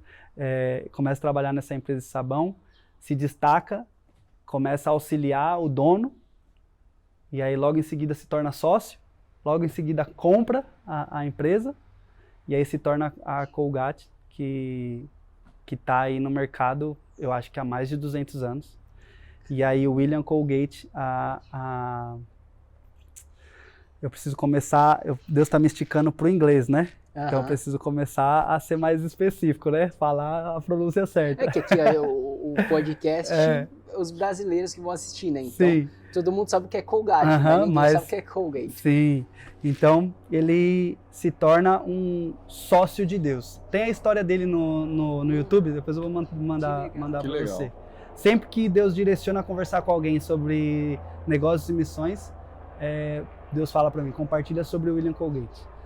E ele começa a investir em escolas, em universidades, e aí tem relatos em obra missionária, e aí tem relatos do último relatório financeiro dele, de que ele vivia com 7% da renda e 93% ele inverteu, né?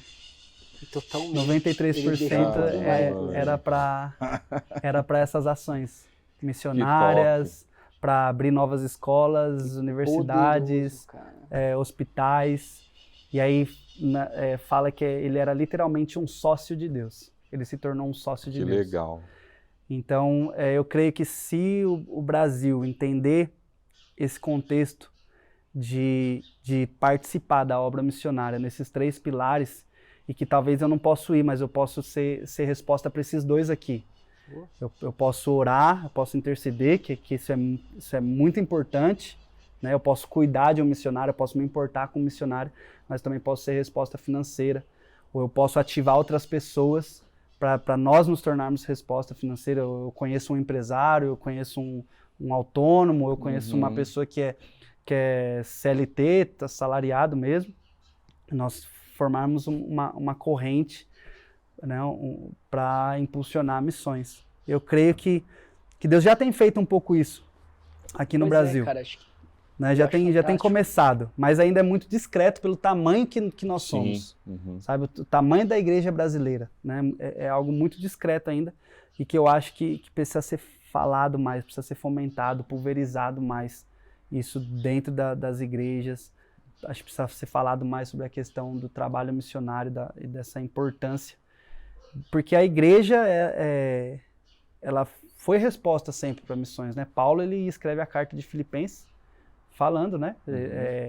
Eu agradeço a vocês porque vocês se associaram ao trabalho missionário comigo desde o início. Vocês foram a igreja que se associou comigo desde o início, né?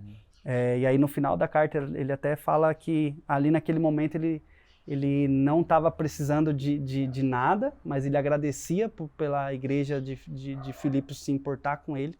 E ele até orava, eu oro para que Deus supra a necessidade de vocês em glória, né?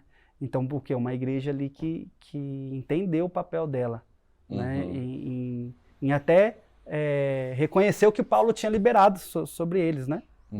Tudo que Paulo levou para eles. E no primeiro capítulo, Paulo fala que ele se alegra em lembrar, né? E que ele orava pela igreja de Filipenses com alegria, né?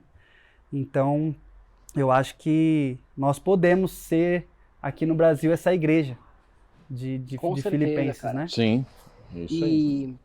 E isso é muito interessante, porque eu acho que faz todo sentido você incluir empreendedorismo na capacitação do missionário. Sim. Né? A gente estava conversando sobre café missionário, né? Que existem algumas estratégias de você fazer missão em outro país. O que você vai fazer em primeiro lugar? Você abre um café, você começa a servir, você começa a girar a economia, você gera emprego, e aí ele é um café missionário. As pessoas que chegam ali, você tá ali para pregar o evangelho em primeiro lugar e para vender café em segundo. Então, Sim, se torna uma estratégia, uma ferramenta, né? Uma ferramenta muito específica. Fortíssimo. Dependendo do lugar, vai ser até uma forma de gerar, como você diz, gerar emprego para a comunidade ali, para o local, porque nada melhor do que você trazer um nativo, uma pessoa do país para perto, para conhecer melhor, mas também uma porta de entrada para missionários, principalmente países perseguidos, né? Então você entra como um trabalhador para a cafeteria, e aí dependendo, por exemplo, um país perseguido, então através do trabalho ali você vai gerar um relacionamento, vamos dizer, com os povos muçulmanos, né? Para mim os muçulmanos, Deus tem falado muito comigo. Tá no seu coração, né? E você vai gerar um relacionamento com eles, porque não tem como você, de fato, evangelizar um muçulmano logo de cara. Lógico. Você vai ganhar a confiança dele, você vai gerar o relacionamento, ganhar a confiança dele. E ali no café, quanto melhor for o seu atendimento, né, você ganha a confiança dele. Melhor for o seu produto, o cara vai voltar. Sim, então vai gerar uma conexão. E aí, disso, esperar a oportunidade que Deus der, principalmente se... Dizem, né, assim, se o muçulmano te convidar para ir para casa dele... ele confia em você. Sim. E aí tem relatos de muçulmanos se convertendo, que eles, na verdade, só chegaram para um ocidental, para um cristão, e falaram assim, me fala sobre o Jesus que você serve.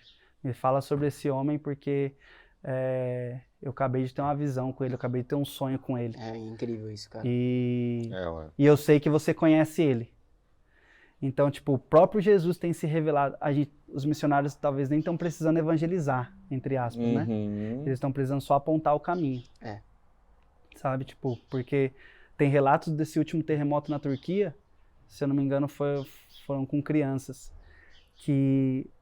foram últimos a ser resgatados dos escombros, ficaram muitos dias embaixo dos escombros, e aí ficaram como atônitos, porque como assim crianças passaram tanto tempo, tipo, sem água, sem comida e sobreviveram. E aí na conversa com eles, a criança virou e falou assim, tinha um homem de branco que todo dia vinha trazer água pra gente. Eu ouvi isso, cara. Cara, caramba. Todo dia. É tipo assim, é fora do... Cara, tipo assim, Deus não precisa de nós, né, para fazer o seu Não, trabalho, um mas ele se nos- agrada, né, Eles nos da convidam, gente topar essa missão. de verdade. Existe um livro que eu indico para todo missionário que chama O Efeito Melquisedeque. Você já leu? Não li ainda, mas é um dos Cara, que assim, tá ó, na esse é o fila. número 1, velho. Cara, É como Deus Se se revela. revela para as mais diversas Sim. culturas e nações. Que legal, hein? Cara? E quando o missionário chega, é só ele realmente apontar o É. caminho e falar: esse Deus que Sim. foi revelado para você, o nome dele é Jesus. É. Faz todo sentido pro Sim. cara. É totalmente diferente quando a nação não tem essa revelação e você tem que pregar do zero sim. um Deus único, Uhum. Jesus como filho, é muito mais difícil. Sim. Aham. E aí, eu não li ainda esse livro, mas como eu fiz o seminário de antropologia missionária lá em Porto Velho, na base da Jucum, o seminário é totalmente baseado nesse livro. No livro. Então, a gente escuta falar muito dele. Mas é até um ponto de atenção que eu preciso de fato ler esse livro. Cara, Mas é de fato impressionante, velho. como Deus se revela em cada povo, tribo, língua, nação, É enfim. que legal. E assim, o missionário ele precisa estar atento, porque ele precisa fazer a avaliação certa, né? De cada ponto, porque todo povo, toda nação tem alguma coisa ali que já tem algo sobre Jesus, sobre Uma revelação, o né? único Deus, Uhum. algo, só que ainda não foi revelado para eles, eles ainda não entenderam. Não entender a revelação, né? Sim. Exato. É aquele negócio, Romanos. Basta você olhar para a criação e entender que Sim. existe um criador e um designer. Sim. Aham, Se você não reconhece Deus na criação, você é indesculpável. sim. Todos são culpados. Uhum, Sim. sim. É. Então esse livro e esse contexto é muito, muito real. Já existe algo de Deus e de Cristo em cada povo. Tem lugares que a gente só precisa ir, ter a avaliação correta e estar sensível para apenas ser resposta da revelação Cara, muito forte. para os povos. Então, E me fala um negócio, cara. Você comentou que você tem uma filha. sim. Como que foi isso, cara? Você, assim, escolher fazer missão e, assim, você ser solteiro e fazer missão Sim. é uma coisa. Você ter uma filha e fazer Sim. missão, como é que é? Cara, isso se eu posso falar que eu tenho um espinho na carne, talvez, não sei se seria essa palavra, ou algo difícil de lidar é com isso. Renunciar a isso, né? Renunciar a isso, porque Deus já me deu até alguns direcionamentos muito específicos sobre isso, porque é uma loucura, né? Tipo, vou falar isso porque minha mãe sabe, a gente já está totalmente tratado nisso, Uhum. né? Mas a minha própria mãe foi contra.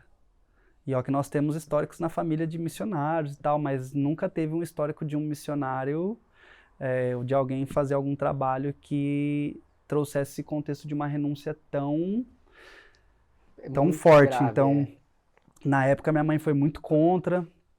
E aí eu lembro que eu virei para ela e falei assim, mãe, amanhã eu tô embarcando para Porto Velho. Voltando para Porto Velho para fazer METED. Não tem uma palavra de quando eu volto, não sei. Eu só sei que Deus me chamou. O que eu posso tentar fazer é orar e pedir para que o Espírito Santo traga essa convicção para a senhora, da mesma forma que ele trouxe para mim. Então não vou ficar discutindo, não vou tentar te convencer, né? E aí, beleza, aí desligamos o telefone, ela estava bem brava comigo. Ela ligou na agência missionária lá no Celeiro Missões. O que vocês fizeram com meu filho? Tipo, foi bem dramático, assim.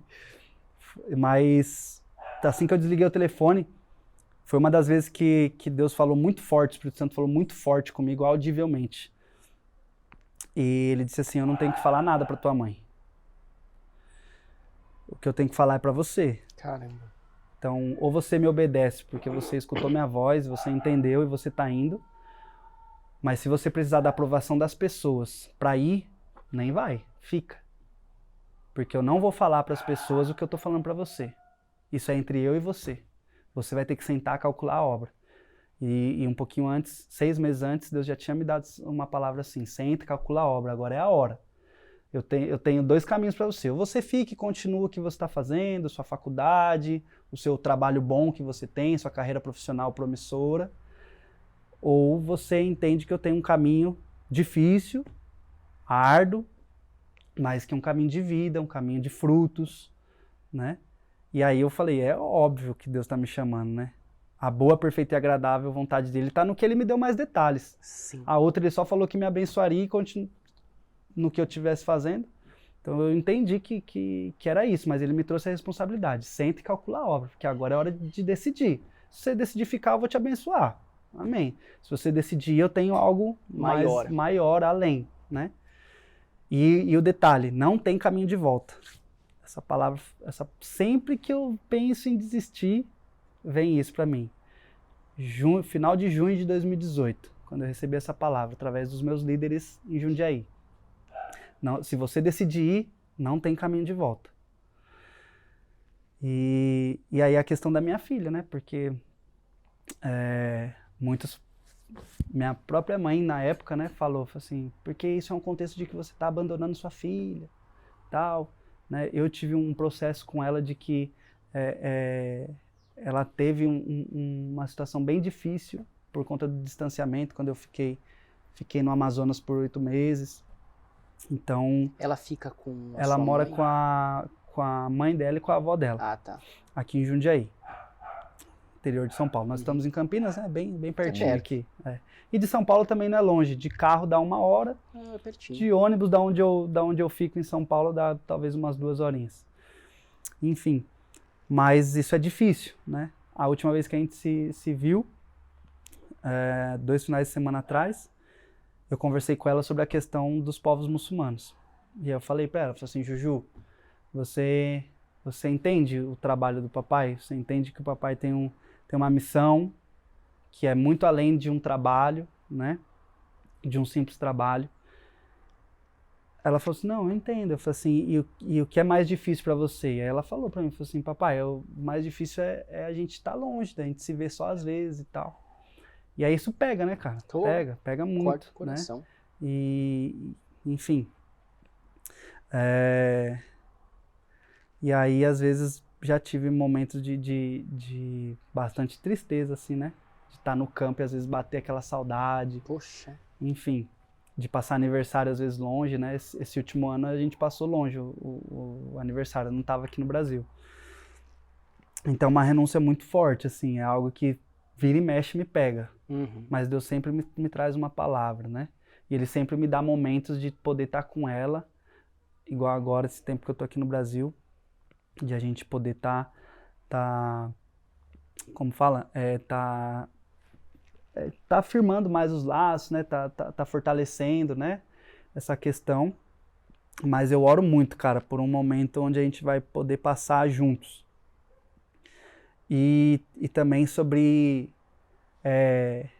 Deus se revelar para ela num contexto igual Ele se revelou para mim, tipo, não o Deus do meu pai, mas o meu Deus, a minha experiência com Ele. Amém. Deus pode fazer infinitamente mais do que a gente imagina e tal, mas eu posso ser uma referência para ela, um exemplo, né? Todo esse contexto, mas nada melhor do que ela ter a experiência dela com Deus. Eu oro muito por isso, muito mesmo. Uhum. Cara, que assim, deve ser muito difícil. Eu não tenho filho, o Rodrigo também não, né? Mas o Rodrigo está em processo de adoção, né, Rodrigão? Mas deve ser incrível. Assim. Isso me fascina, a adoção. Eu falei que eu só caso de novo. Eu fui casado, né? Esqueci de falar. Fui casado, fiquei 3 anos e meio casado. E aí sou divorciado, né? E eu falo para Deus, assim, Deus, eu preciso casar com alguém que queira adotar. E que queira missão, né? Bom, Deus me deu uma palavra lá em 2018, que ele estava na minha primeira escola missionária. William, fica tranquilo, né? A intercessora lá da escola, a mãe do líder da escola, a mãe do Felipe Guimarães, lá no Celeiro Missões, ela veio orar por mim uma vez, ela falou assim, fica tranquilo, porque Deus está começando a preparar a sua esposa. Eu falei assim, eita, tá começando, então eu tô no 6º ano de trabalho missionário. E aí Deus me deu uma palavra sobre Jacó. Eu falei assim, olha, não é que tem a ver mesmo, porque 6º ano ainda não encontrei a Raquel, mas estou aqui trabalhando, né? Mas tá chegando. Tá chegando, o próximo ano é o 7º, né? É o 7º, cara. Tá Vamos chegando. ver. Mas aí... Deixa eu só falar pra... Rodrigão, conseguiu desligar? Ah, tá. Fui casado, né? Então teve esse contexto, né? Do divórcio e tudo mais. E foi o processo onde Deus me chacoalhou. Foi daí pra... Imagino que deve ter sido um dos processos mais difíceis, né? Sim, difícil. Mas de entender também de que ali foi aonde Deus começou a me chamar para ter uma intimidade de fato com Ele. E, tipo assim, cara, o que eu tô fazendo da minha vida, sabe? Tipo, eu só tô indo na igreja por ir, para tocar meu contrabaixo, ter uma vida de um clube social, sabe? E foi onde Deus começou a mexer muitas coisas na minha vida. Mas então esse contexto da minha filha, vira e mexe pesa bastante, é difícil.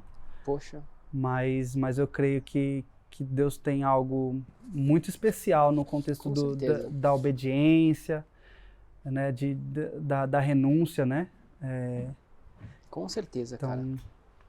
Então eu creio que faz parte do processo. Eu acho assim, a gente senta aqui, né, e ouve as pessoas contarem sobre renúncias muito difíceis. E sobre processos muito difíceis. Mas o grande ponto é que o Espírito Santo, ele sempre capacita a gente, ele sempre consola a gente durante os processos. Sim. Não é na nossa força, porque se depender da nossa força, meu amigo, a gente volta atrás, né? A gente desiste. E Deus sempre vai te pedir algo que de fato te custe, né? Eu tenho uma palavra muito forte no meu coração sobre até o contexto de quando Davi erra lá em fazer o censo, né? E aí vem uma questão de que Deus até fala para ele, escolhe aí, qual tipo de castigo você quer. Quer que eu te entregue nas mãos dos seus inimigos ou quer que eu mesmo traga algo sobre você e sobre a nação? E aí Davi fala, não, eu prefiro 1000 vezes estar nas suas mãos porque meus inimigos não vão ter misericórdia de mim, você vai, o Senhor vai ter misericórdia de mim. E aí, na sequência, Deus fala para ele, né? Vai lá então, oferece um sacrifício que eu vou trazer cura para o povo aí, dentro desse contexto. Acho que era uma praga, alguma coisa assim, uma doença. E aí Davi escolhe um campo, né? Para fazer ali o que ele precisava fazer. E o dono daquela terra vira para ele e fala assim, não, você não precisa pagar, eu vou te dar. Fique em paz, né? Querendo facilitar o processo ali para Davi. Davi falou, não. Eu não vou entregar nada para o meu Senhor, para o meu Deus, que não me custe algo. Então, você pode me falar exatamente quanto que é o valor dessa terra que...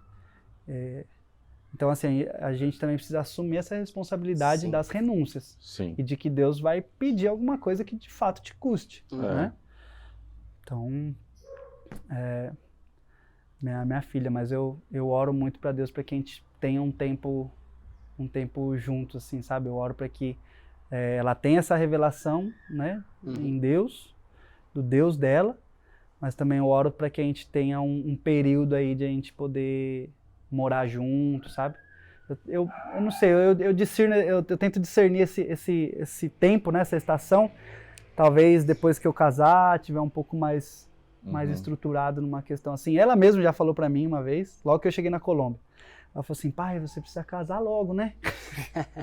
Eu tô na idade de Cristo, né? 33 anos, aí, né? Então já é a idade de ser crucificado, né? Então é isso aí. Podia ser o casamento, né?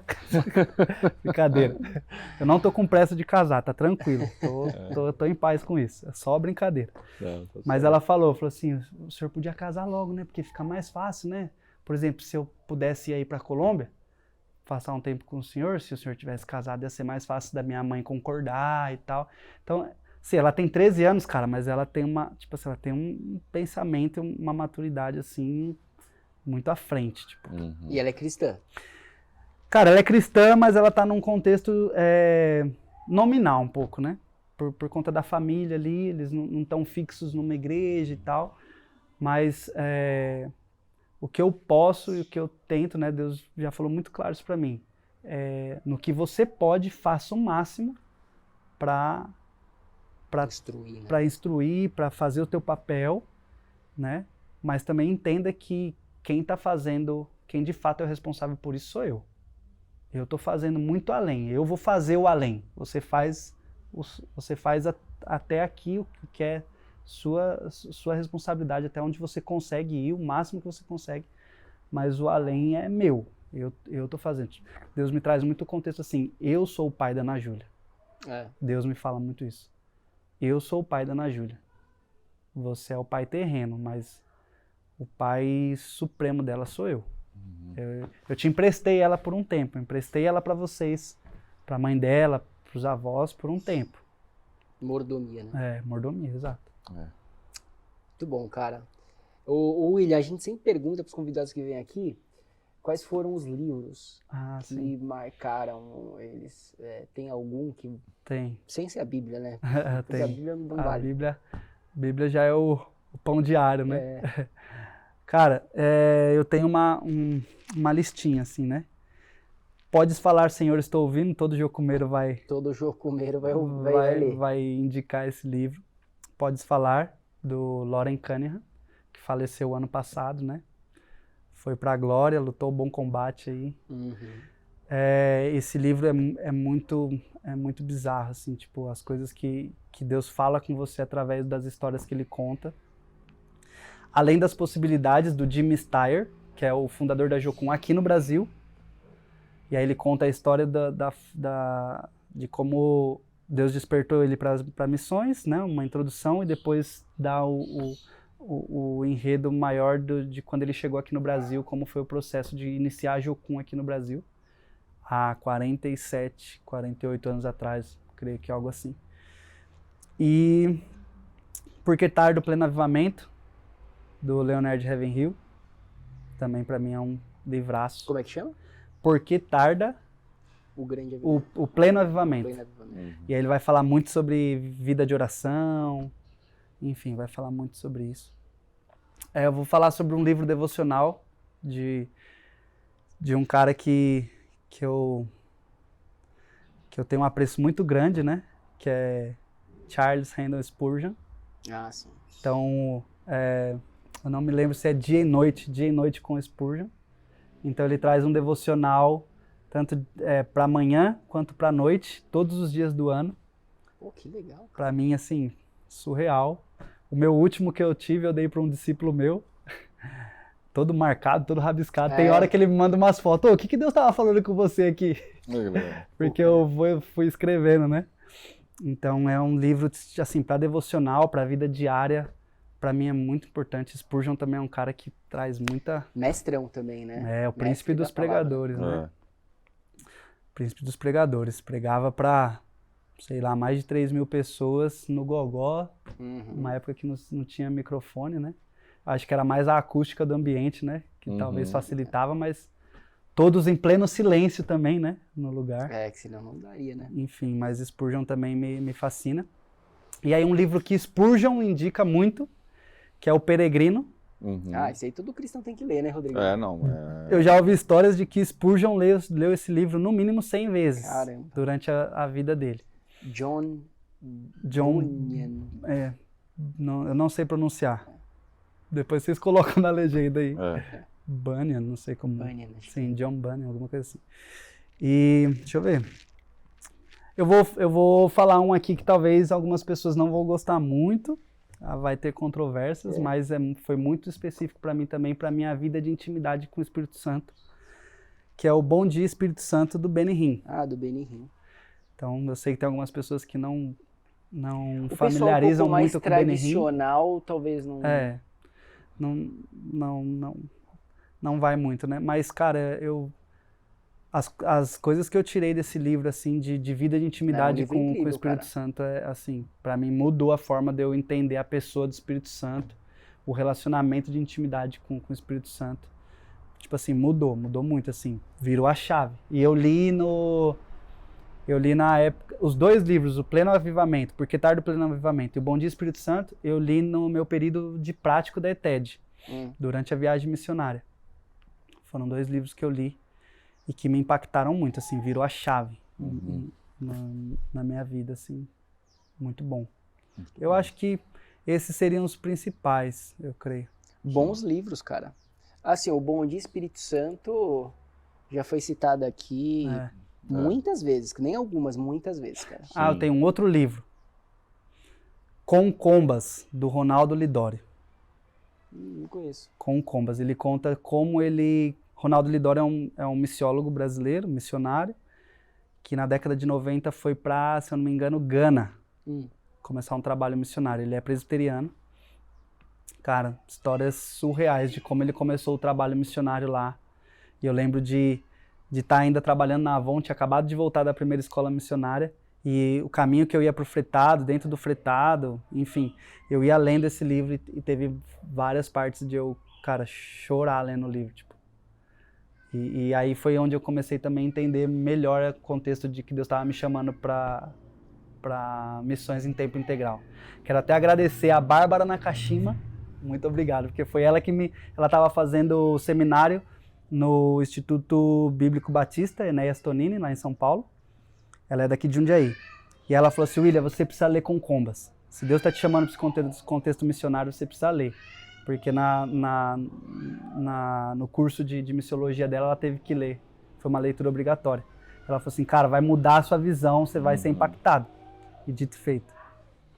Foi muito bizarro. Com Combas. Primeira vez que foi citado esse livro aqui, interessante, sim. Vou procurar. Ronaldo Lidório. Cara, Ronaldo Lidório é uma referência e até tá passando por uma situação bem difícil, porque ele tá com câncer e tal. Tá passando por tratamento, mas é uma referência no Brasil. Quando se fala sobre antropologia missionária, sobre missiologia, a pessoa que começar a trabalhar com missões, querer pensar em estar em missões e começar a pesquisar algo sobre o Ronaldo Lidório, plantação de igreja, tem livros sobre plantação de igreja. Ele é referência no Brasil, Ronaldo Lidório. Muito bom, meu irmão. Rodrigão, alguma consideração aí final? Boa, não. Eu tenho que dizer que foi fantástico, né? Tudo que o William falou aqui, com certeza vai servir para os pessoal que tem esse chamado missionário. Cara. Amém. Enriquecedor, de verdade. Você, meu amigo, algum recado final aí? Recado final. Eu vou falar aqui, né? A gente tinha comentado sobre o preparo. Não sei, talvez em uma outra situação a gente pode falar mais específico sobre alguns contextos. Deus tem me esticado mais a falar sobre isso. O lema lá do Celeiro Missões é: missão sem Bíblia é uma mera aventura.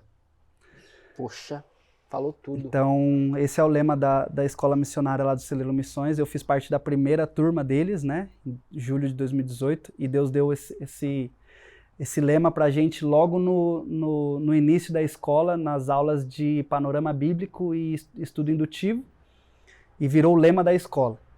Mas eu também creio que missões sem preparo é, no mínimo, uma grande falta de responsabilidade. Então eu creio que essas duas frases traz pra gente um contexto da responsabilidade que nós temos como igreja, de talvez identificarmos os vocacionados para missões que tem na nossa comunidade de fé, da pessoa vocacionada também entender que ela é responsável pelo contexto de preparo dela. Se não tem na igreja dela, conversar com os líderes, ou se não tem um suporte dos líderes, ir atrás disso, né? E de fato entender que existe um preparo para estar... Para quem almeja o episcopado, né? Para quem almeja o ministério, principalmente no contexto em tempo integral, existe um preparo. Talvez Deus vai te pedir uma faculdade antes, talvez Deus vai te pedir uma teologia antes. E aí tem uma frase que um líder meu em Jocum, que hoje está na Uganda, o Wanderson, ele falava muito pra gente, ele foi meu último líder em Jocum. Ele falava assim: Deus já usou uma mula, mas ele nunca usou um preguiçoso. Então nós temos essa responsabilidade de ir para cima, de buscar preparo, né, de entender qual é o nosso contexto, né, no chamado do que Deus está nos trazendo. E o que Spurgeon fala, né, todo cristão ou é um missionário ou é um impostor.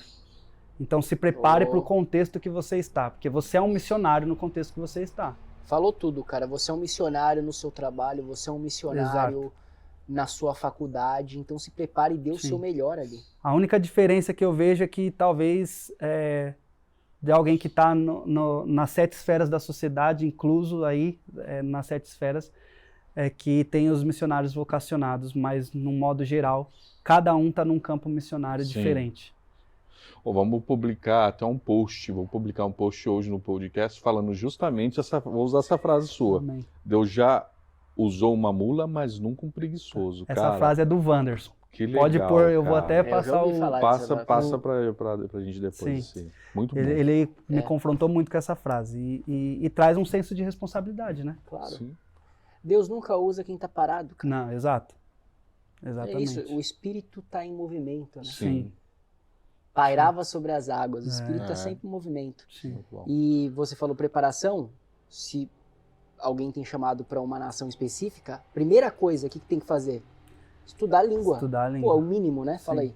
Estudar a língua, é o mínimo. Você se comunicar na língua nativa é totalmente diferente. Sim. Você se conecta de uma forma diferente. Total. Tem coisas que você expressa na língua nativa que você não expressa em outras línguas. Sim. Precisa. Sim. É o mínimo, do mínimo é o inglês, né? Sim. É o mínimo do mínimo pra você inglês. chegar. E eu posso dar experiência de causa de que muitos brasileiros e missionários procrastinam o inglês. Eu tenho sido muito esticado sobre isso. Porque o próximo passo que eu preciso dar em missões, que é em relação aos povos muçulmanos, é no mínimo ter o inglês. Sim. No mínimo ter o inglês. Então não dá. Eu sei que eu já me preparei em vários âmbitos, em várias questões. Cursos na Jocum, em outros lugares. O que eu aprendi na época da carreira profissional, os cursos que eu tenho da carreira profissional. Mas para o próximo passo, Deus já foi muito específico comigo. É o inglês. É o inglês. É o inglês. Então, eu já tomei essa pancada. Agora é Receba só aí você também. Isso aí. Queridos, nós ficamos por aqui. Você que foi impactado com a história do William e que acha que aquele seu amigo que quer ser missionário vai ser impactado também, compartilha com ele. Curte o nosso vídeo, porque assim o nosso vídeo é divulgado para mais pessoas. Isso aí. E já falei, compartilha. E curte e o que mais tem que fazer? Se inscreve no canal. Se inscreve no canal. Pô, se inscreve Muito sim. bem. Se inscreve Se no inscreve canal. ali, você vai ficar... A gente tem vídeos novos todas as quintas-feiras, às 20 horas, tá bom? Deixa o like. Deixa o like, deixa aí. deixa o comentário. Meu pastor é youtuber. É mesmo? Tem um canal ele é colecionador de moedas e tem um canal de drone. Pô, Então totalmente. sempre que chega alguém novo na igreja e tal, ou chega os missionários da Colômbia, ele fala, acompanha meu Instagram e tal, então eu já tô vacinado já. Tá vacinado, Sim. é isso aí. Comenta também, que é Isso, legal os comenta. comentários, a gente gosta de ver os comentários de vocês, tá bom? Queridos, fiquem com Deus e até a próxima. Grande abraço.